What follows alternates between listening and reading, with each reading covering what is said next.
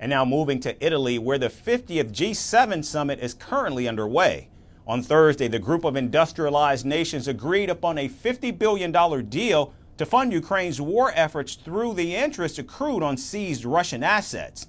Meanwhile, President Joe Biden signed a 10-year security pact with President Volodymyr Zelensky to strengthen Kyiv's defenses against Russian forces. China's economic and political ambitions are also in focus at the summit. Our next report gets you the latest updates from Italy. The 50th edition of the Group of Seven or G7 summit has begun in southern Italy.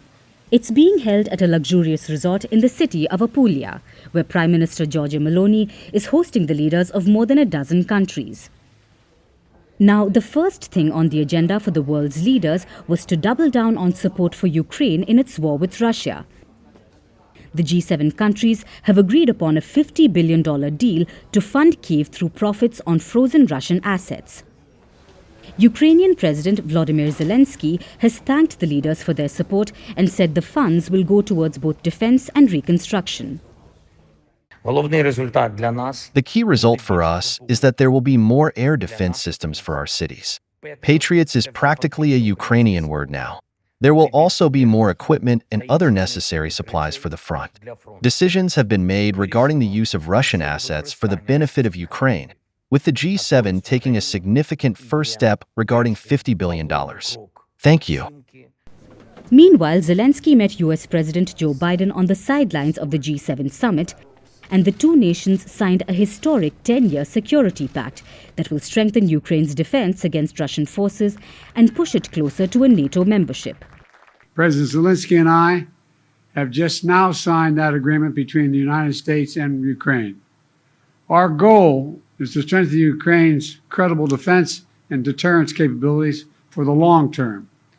A lasting peace for Ukraine must be underwritten by Ukraine's own ability to defend itself now and to deter future aggression anytime in the future. President Biden said he also discussed a Gaza ceasefire with the G7 leaders to end Israel's 8-month war with Hamas. However, what became the highlight of the first day of the summit wasn't Biden's Ukraine deal or a Gaza ceasefire proposal, but yet another series of gaffes that netizens can't keep their eyes off. In one such instance, the US president appeared to lose his way. While world leaders were engrossed in a parachute display, Biden wandered off and started an impromptu conversation with an officer who was packing a bag. After this, Meloni had to step in and guide Biden back to his place, resulting in an uncomfortable moment during a group photograph. This wasn't the only awkward interaction between the two. In another goof-up, 81-year-old Biden was seen saluting Meloni and awkwardly shaking hands with her before she guided him to walk away. Joe Biden's missteps come just days after he was caught in a series of embarrassing situations during the D-Day ceremony in Normandy, prompting massive trolling and public slander. The latest blunders have further fueled ongoing discussions about Biden's cognitive health, with people even saying that Meloni had to babysit the American president. Some social media users also said that Biden is a total embarrassment on the world stage, while others pointed out it was normal for a person to act like this at his age. Now, the second day of the G7 summit will be focusing on China's political and economic ambitions, with migration and artificial intelligence also being on the agenda. Meanwhile, Pope Francis will become the first head of the Catholic Church to address the G7 summit, and the 3-day summit in Italy will end on Saturday. From impeachments to inaugurations, if it's a political story, we are on the scene.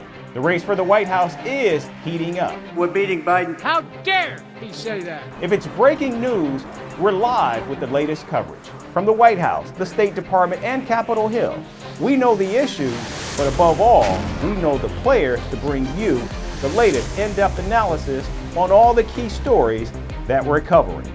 I'm Eric Ham. Join me from Washington here on Firstpost America.